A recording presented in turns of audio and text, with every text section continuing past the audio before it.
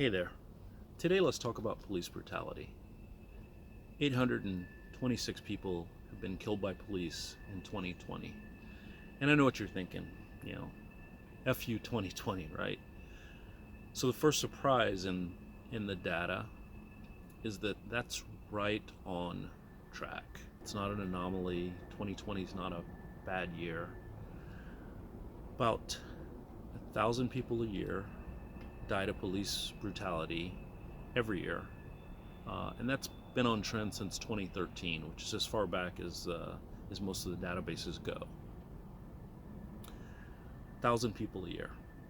That's 3 people per day, every day.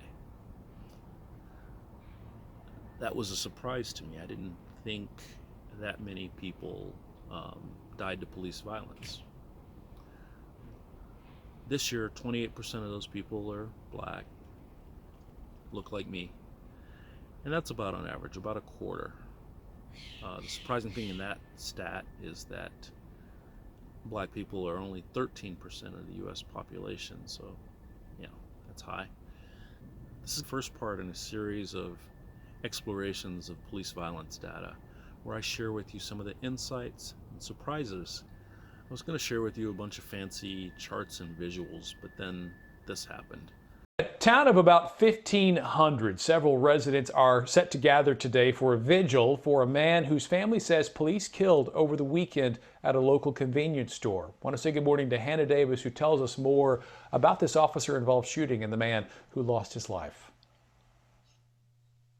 Yeah, good morning, Mark. This morning there are a lot of questions. So far, we're really hearing from the family and witnesses of this shooting, but we're not hearing a lot from Wolfe City Police. There's a lot of questions from them, but first let's go over what we know right now and what information that we're looking for. So here's what we know. On Saturday evening around 8:30, witnesses say a couple was arguing inside this gas station in Wolfe City. It's a small town of about 1,500 people. It's northeast of Dallas. Those same witnesses say 31-year-old Jonathan Price tried to intervene and break up an argument between the couple. The argument then moved outside, and at some point, witnesses say someone called 911. Now, witnesses also say police arrived, and that's when they heard 3 gunshots, and that Jonathan Price had been hit and killed by those bullets. Police have not said why the officer fired and why Price was hit. Wolfe City Police have said the officer is on paid administrative leave and that the Texas Rangers are assisting in this investigation. Now, while we continue to ask the department questions about this case, we're also learning about the man who was killed. Price was well-liked, well-known, and beloved in the Wolfe City community, according to family and so many people that we spoke to in the community. He was a city employee, a fitness trainer with a passion for pushing his body, and was a dear friend. The community truly is in shock at the loss, and we talked to person after person. Price's mother says she rushed to the gas station as soon as she heard the news about her son, but was not able to hold her child. And they took my son from me, oh Lord. They took my son. Oh, my baby. And they wouldn't let me get close to my baby.